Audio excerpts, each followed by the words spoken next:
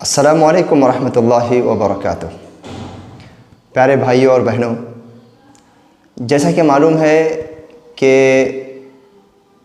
किसी भी कौम की असल ताकत तालीम होती है, एजुकेशन होता है, और वही उसकी असल प्रॉपर्टी होती है, वही उसी बुनियाद पर उसका ब्राइट फ्यूचर होता है। चाहे वो इंडिविजुअल आदमी हो, चाहे वो फैमिली हो, चाहे वो सोसाइटी हो, चाहे वो नेशन हो। तो सम्मान के इस प्लेटफॉर्म से मैं थोड़ा सा एजुकेशन का एक वीडियो बना रहा हूँ। उसकी एक वजह यह है कि भाई हमारे घरों के अंदर डिसिप्लिन आना है, एक दूसरे का रेस्पेक्ट आना है, लॉयल्टी और अमानतदारी आना है, अखलाक आना है, ज़िंदगी का एक विशन और मिशन और एक ऑब्जेक्टिव रख के आना है। तो उसके लिए तालीम बहुत बड़ी ज़रूरी है। तालीम में आपको मालूम है सबसे पहले वो तालीम जो अल्लाह ने हम पर वाजिब किया है, फिर दुनिया के सारे जो है उलूम और नॉलेजेस और रिसर्चेस जो हमें सीखना है।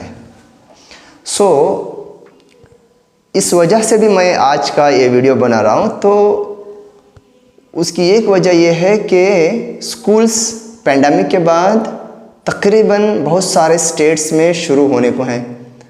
हमारे कर्नाटक के स्टेट में 8वीं क्लास से ऊपर तो स्टार्ट हो चुके हैं। अभी अल्हम्दुलिल्लाह इंशाअल्लाह 6ठी क्लास की जो है बारी आ रही है। 6ठी क्लास से तकरीबन बहुत सारे जो है डिस्ट्रिक्ट में स्टार्ट हो चुका है। तो हम कर्नाटक के उडुपी के इलाके में रहते हैं, तो यहाँ पर भी तकरीबन स्कूल स्टार्ट हो जाएंगे। तो मैंने सोचा तो एक बहुत बड़े आजमाइश के बाद, बहुत बड़े कठिन और खौफ के आलम को गुजार के हम वापस स्विच कर रहे हैं और रिज्यूम कर रहे हैं, वापस अपने आप को स्कूल की तरफ अपने बच्चों को भेजने की तैयारियां कर रहे हैं। तो यहाँ पर सम्मान के इस प्लेटफॉर्म से मैं ये बोलना चाहता हूँ कि एजुकेशन ये तुम्हारा असल एसेट है, इसलिए इसके अंदर तुम केयरफुल रहो। एजुकेशन ये तुम्हारी असल ज़िम्मेदारी है as a parent, as a जो है एक जो है किसी भी फैमिली का गार्जियन। एजुकेट करना बच्चों को, उनके करियर के बारे में सोचना सबसे बड़ी ज़िम्मेदारी है। और एक फैमिली में जो हॉट जो डिस्कशन जो जिसके ऊपर गंभीरता के साथ, बड़ी गहराई के साथ जो डिस्कशन होना चाहिए वो है एजुकेशन।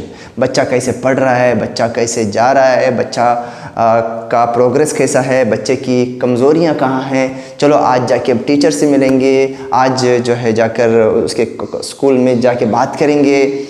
ये जो अब हमारे फैमिलीज़ में होना चाहिए। पता नहीं आप में से कितने लोग इसको उस तरीके से डिस्कशन या जो है मौज़ूए बहस बनाते होंगे जितनी कि उसकी ज़रूरत है। मेरा सवाल है, जवाब आप खुद अपने आप में तलाश करें। स्कूल चूँकि शुरू होने वाले हैं, स्कूल जब हमारे शुरू होने वाले हैं तो इसमें जो है ये बात को हमें समझना पड़ेगा कि स्कूल कैसे चलते हैं।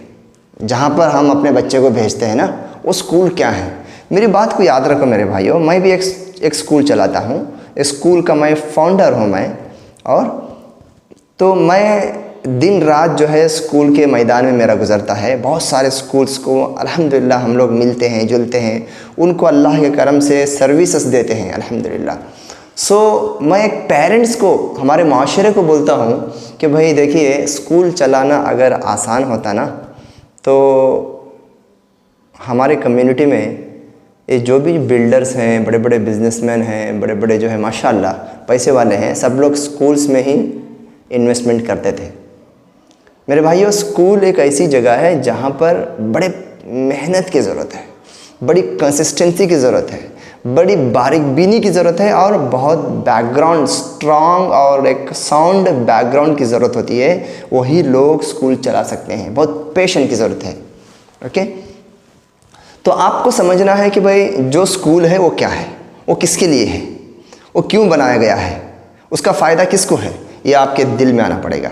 पहली बात, ये स्कूल वालों के लिए क्या क्या रिस्पॉन्सिबिलिटीज़ होती हैं। डिपार्टमेंट होता है, एजुकेशन डिपार्टमेंट होता है, फिर अलग अलग जो है दूसरे डिपार्टमेंट होते हैं, जैसे सिक्योरिटी है, फला है, डका है, क्या बोलते हैं कि हेल्थ ओरिएंटेड जो है डिपार्टमेंट है। हर डिपार्टमेंट के साथ उनके जो है ताल्लुकात होते हैं, उनके जो है एक्सपेक्टेशंस और जो है ना उनके दिए गए हुए जो है जो रिक्वायरमेंट्स पे हमको उतरना पड़ता है।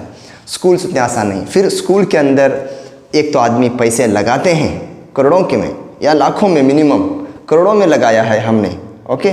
और अभी तक मैं जो स्कूल का फाउंडर हूँ और मेरे जो पार्टनर हैं या हमारे स्कूल के जो प्रेसिडेंट हैं जो बशीर भाई, मैंने आज तक शायद फ़ायदे के तौर पर उनको एक पैसा नहीं दे सका। अल्हम्दुलिल्लाह उन्होंने न मांगा मेरे से, सुभान अल्लाह, अल्लाह ताला उनके माल दौलत में बरकत दे, ओके। सो इतना इन्वेस्टमेंट होता है और डेली का एक जो है ना इतनी बड़ी टीम काम करती है और इतनी जिम्मेदारियां होती हैं और अकाउंटेबिलिटी होती है डिपार्टमेंट की तरफ से, और अपनी टीम बिल्डअप करना होता है, टीचर्स को मेंटेन उनको हायर करना पड़ता है, उनको मोटिवेट करना पड़ता है, उनको डेवलप करना पड़ता है और उनके ऊपर सर्विलेंस करना पड़ता है, ओके। तो मैं ये बात क्यों बता रहा हूँ आपको? मैं ये बता रहा हूँ कि आपको स्कूल की मिशनरी, स्कूल के नेचर को जब आप समझेंगे ना तो ऑटोमेटिकली उसकी इज्जत करेंगे, ऑटोमेटिकली आप उनके लिए दुआएं करेंगे, आए अल्लाह इस स्कूल की हिफाजत कर, इन लोगों की मदद कर, ओके। तो ये मेरी आपसे गुजारिश भी है और आपको मैं ये मालूम करा रहा हूँ कि स्कूल्स कैसे चलते हैं। और बहुत खाली मैंने चंद बातें बताया, बहुत सारी बातें मेरे पास वक्त की कमी की वजह से मैं नहीं बता सकता। दूसरी बात ये है कि जब पेरेंट्स जब अपने स्कूल्स में अपने बच्चों को भेजते हैं तो ये समझना ज़रूरी है कि स्कूल में सिर्फ डालने से बच्चा कामयाब नहीं होता। अगर कोई स्कूल वाला ये बोल रहा है क्या भाई आप हमें अपने बच्चे दे दो, हम तुमको मुस्तकबिल देंगे, फलां देंगे, ये झूठ है। मैं तो खुल्ला बोलता हूँ कि भाई हमारा जो है ना, आप कैलकुलेट कर लो मोटा सा, 8 घंटा मेरे पास रहता है, एक दिन में 24 घंटे रहते हैं, तो 1/3 पार्ट हम अदा करते हैं, 2/3 पार्ट आप अदा करेंगे। चलो ज़्यादा से ज़्यादा मान लो 50-50% हमको एफर्ट देना पड़ता है। हाँ, क्राइटेरिया और उसका जो है पेडागॉगी और स्ट्रैटेजी अलग हो सकती है, लेकिन जो रिस्पॉन्सिबिलिटी होती है या जो फ्रूट या जो फल तुम बच्चे की शक्ल में देखना चाहते हो वो उस वक्त तक नहीं हो सकता जब तक माँ बाप यानी पेरेंट और स्कूल वाले या स्कूल के बनाने वाले हों या टीचर्स हों या एडमिनिस्ट्रेटर हों, ये फील करना है, इस बात को मान लेना है कि हम एक सिक्के के, एक कॉइन के 2 साइड्स हैं, 2 जो है हिस्से हैं, 2 पहलू हैं, ओके। एक गाड़ी के 2 पहिए हैं हम। हमारे में अगर बैलेंसिंग नहीं रहेगा तो बच्चा जो है ना आगे नहीं बढ़ेगा, बच्चा फंस जाएगा। हमारा तालमेल जितना ऑफिशियल रहा, कितना प्रोफेशनल रहा, कितना इफेक्टिव रहा, कितना प्रोडक्टिव रहा, कितना हेल्दी रहा, वल्लाही सुम्मा वल्लाही उतना ही फ़ायदा तुम्हारे बच्चे पर पड़ेगा।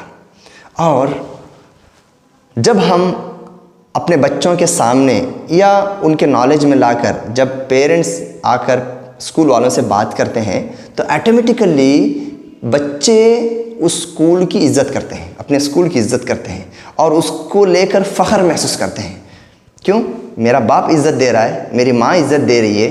टीचर से जितना अच्छा हेल्दी आपका रिलेशनशिप होता है उतना तुम्हारा बेटा उस टीचर की या सारे टीचर्स की इज़्ज़त करता है। क्यों? मेरे बाप खुद उनकी इज़्ज़त किए हैं, एहतराम किए हैं, तो मैं कैसे। इसका उल्टा अगर किसी पेरेंट्स ने स्कूल के बारे में बुरा कहा या गुस्से में घर में कहा, बच्चे के कान में आवाज़ पहुंची और उसका दिमाग ने ये उसको मैसेज दिया कि स्कूल तो ऐसे ही हैं, स्कूल तो बेकार हैं, तो कभी भी उस स्कूल को लेकर सीरियस नहीं रहेगा। एक बात याद रखिए आप, ओके।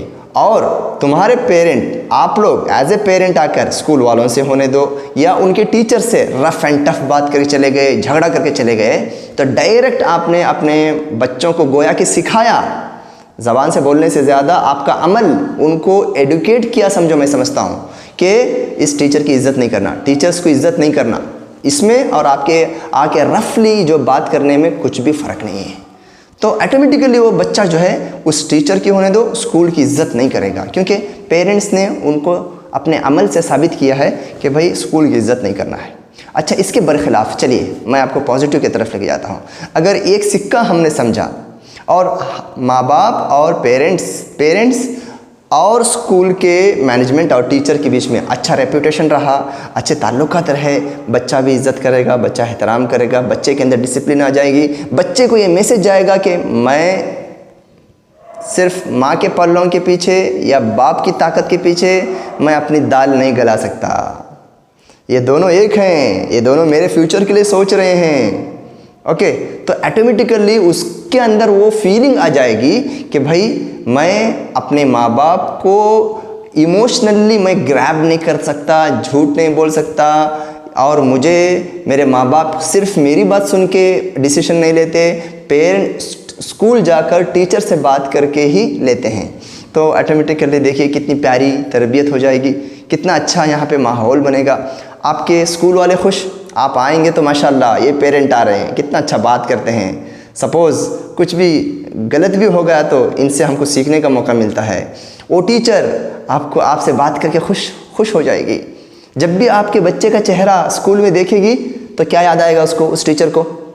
तुम्हारा यानी पेरेंट का याद आएगा। ये फ़लाँ बाप जो मेरे से बदअदब से बात करके गए थे, फ़लाँ माँ, फ़लाँ जो है उसकी गार्जियन, वो जो एहतराम से इज़्ज़त से मेरे से बात करके गए थे, उस माँ और बाप का ये बच्चा है। उसको देख कर स्माइल आएगा।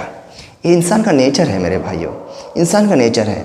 उसका अगर खिलाफ होगा तो एक मैसेज यही आएगा, यार यही बच्चा है जिसकी माँ ने मुझे सुनाया था, झगड़ा किया था, वायलेंसली मेरे साथ बिहेवियर किया था।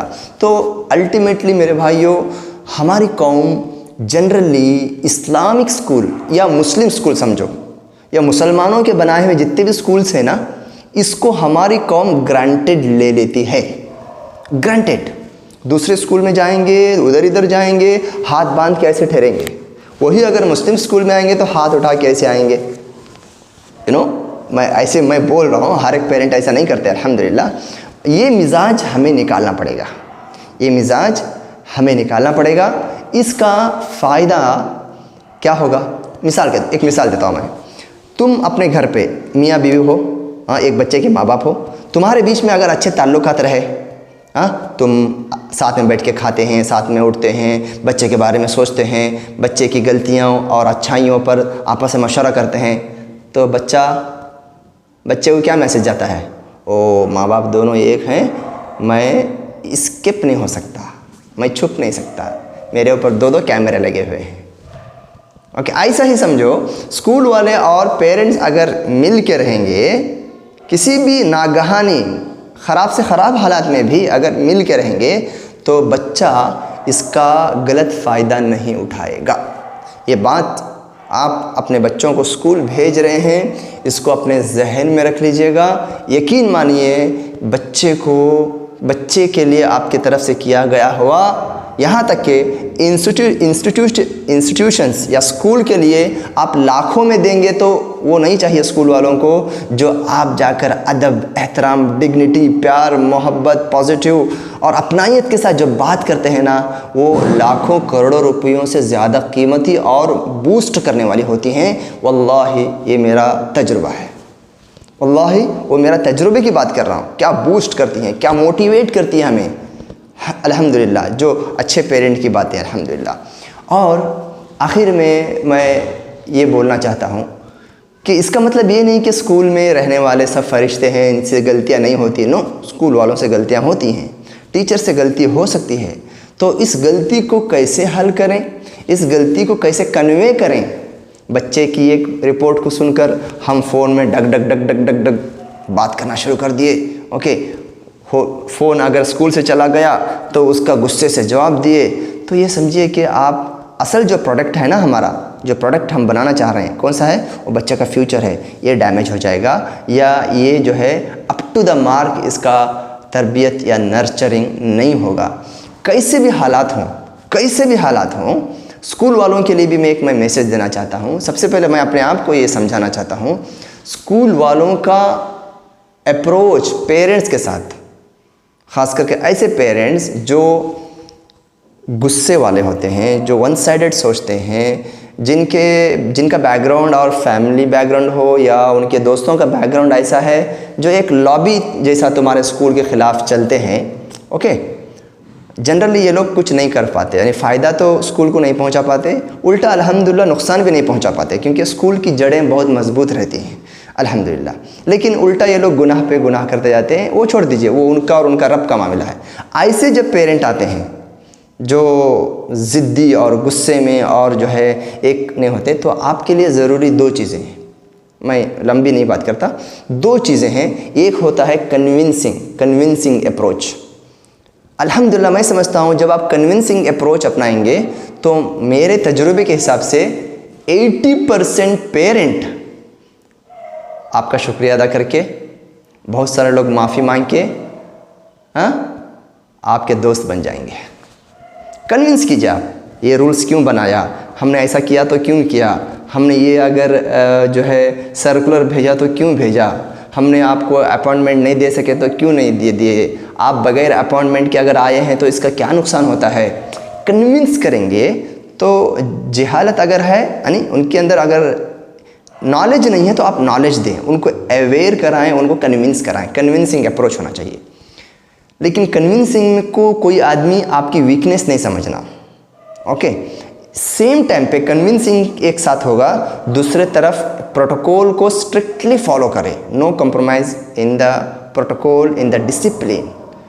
तो एक तरफ से कन्विंसिंग, एक तरफ से, यानी एक तरफ से तरगीब और एक तरफ से तरहीब, ना एकदम स्ट्रिक्ट ना एकदम आप गिर जा रहे हैं, बो हो रहे हैं उनके सामने, खामोश बैठ रहे हैं, नो, बीच का रास्ता स्कूल वाले अपनाएं तो इंशाअल्लाह ताला बहुत सारे पेरेंट जो बहुत सारे जज्बाती है, किसी का मेंटल स्ट्रेस होता है, किसी का फैमिली स्ट्रेस होता है, किसी का बिजनेस स्ट्रेस होता है, मैक्सिमम लोग दूसरों की बातों में आते हैं, कोई बच्चों की बातों में आते हैं, किसी का मिजाज ही ऐसा होता है कि ये कभी हेल्दी बात नहीं करेंगे आपसे। सो ऐसे लोगों को कन्विंसिंग जो है, एक जो आपस में जो है बातचीत एक हेल्दी अंदाज से, अल्लाह की तौफीक से मैंने अपने जो है कि मैं अपने स्कूल के करियर में देखा है, कन्विंसिंग जो है अंदाज़ बहुत ज़्यादा होता है। और सेम टाइम पे कन्विंसिंग को अगर वो ग्रांटेड ले लेता है, you should apply your principles and your क्या बोलते हैं कि पेडागॉजी, और आपके जो है रूल्स को अप्लाई करना पड़ता है, भले से आपको टाइम बीइंग कुछ नुकसान भी हो जाए।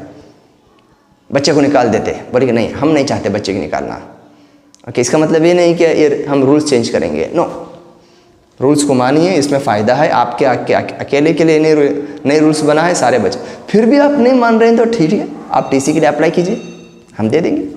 लेकिन बहुत दिल दर्द होता है हम किसी बच्चे को जो है टीसी देते हैं तो ना, क्योंकि हम किसी बच्चे को खोना नहीं चाहते। सो और एक बात आखिर में, 18 मिनट हो गए, माफ़ करना, बहुत ही अच्छी बातें मैं समझता हूँ, बहुत ज़रूरत की बातें हैं। पेंडेमिक के बाद स्कूल स्टार्ट हो रहा है तो ये सारी बातें हमारे पेरेंट्स समझना ही पड़ेगा। और ये बात मैं वापस आखिर में बोलूँगा, अगर तुम्हारे में से कोई अगर ये सोच रहा है स्कूल वाले कमा रहे हैं, हाँ, इसको जहन से निकाल दो यार। मैं मुस्लिम मैनेजमेंट के स्कूल्स से बहुत ही अच्छे मेरे ताल्लुकात हैं। मैं मेरे नॉलेज के हिसाब से कोई स्कूल को अभी तक नहीं पाया, साउथ इंडिया में स्पेशली बेंगलोर, हैदराबाद या जो है ना चेन्नई से लेकर हमारे मैंगलोर और उडुपी में मैंने किसी स्कूल के, इसलिए अच्छे ताल्लुकात हैं मेरे अंदर तक ताल्लुकात होते हैं। और मैं नहीं समझता, यकीन है मुझे कि हर आदमी या तो बराबर सराबर हो रहा है, या तो जो भी खर्चा आ रहा है वहाँ का वहाँ पे हो रहा है, जो भी फ़ीस आ रहा है, या तो खुद मेरी हालत ये है, हमारी हालत ये है कि हम लोग खुद अभी तक भी डाल रहे हैं। बिल्डिंग की बात नहीं हो रही है, बिल्डिंग और जगहों के लिए करोड़ों में जो इन्वेस्टमेंट होता है उसकी बात नहीं हो रही है, सिर्फ बच्चों को स्टैंडर्ड एजुकेशन देने के लिए सालों सालों तक डालना पड़ता है। और मेहनत, अगर यही मेहनत ये स्कूल को चलाने वाले दूसरी जगह करते तो करोड़ोंपति बन जाते शायद, अगर अल्लाह चाहता। लेकिन नहीं, कौम के लिए, एजुकेशन के लिए, ब्राइट फ्यूचर के लिए, ओके, ये जो पैसों का जुनून के बगैर ये जो सर्विस दे रहे हैं, for the sake of Allah, for the sake of community और नेशन, ये जो है ना, इस बात को आप निकाल दें कि स्कूल कमा रहे हैं, नहीं कमा रहे हैं। मेरे हिसाब से मेरा एक आप वर्डिक्ट ले लीजिए, स्कूल्स कमा नहीं रहे हैं। अगर कमा भी रहे हैं तो वो ज़्यादा मुस्तहिक हैं कमाने के, क्योंकि सबसे ज़्यादा मेहनत वो लोग करते हैं। बस ये बहुत सारी बातें हैं इसके अंदर। मैंने कलेक्टिवली इसको जो है 20 मिनट में कंप्लीट करने की कोशिश किया। माफ़ करना, बहुत लंबी हो गई वीडियो मेरे हिसाब से भी, लेकिन बहुत अहम बातें हैं ये सब चीज़ें। हर पेरेंट इसको सुने और अपने फैमिली में, अपने फ्रेंड सर्कल में इसको फैलाए। ये किसी स्कूल में भी नहीं, इस्लामिक या मुस्लिम स्कूल के साथ बल्कि ये बातें अप्लाई नहीं होती। जनरली हमारे हिंदू भाइयों के स्कूल में जा रहे हैं आप, क्रिश्चियन मिशनरी के स्कूल में आप जा रहे हैं, हर जगह पर आपका यही रवैया होना चाहिए, क्योंकि इससे कम्युनिटी को, नेशन को, हमारे अपकमिंग जनरेशन का फ़ायदा होता है। बस मुझे इजाज़त दीजिएगा। जज़ाकुमुल्लाह खैरन। अस्सलामु अलैकुम वरहमतुल्लाहि वबरकातुहू।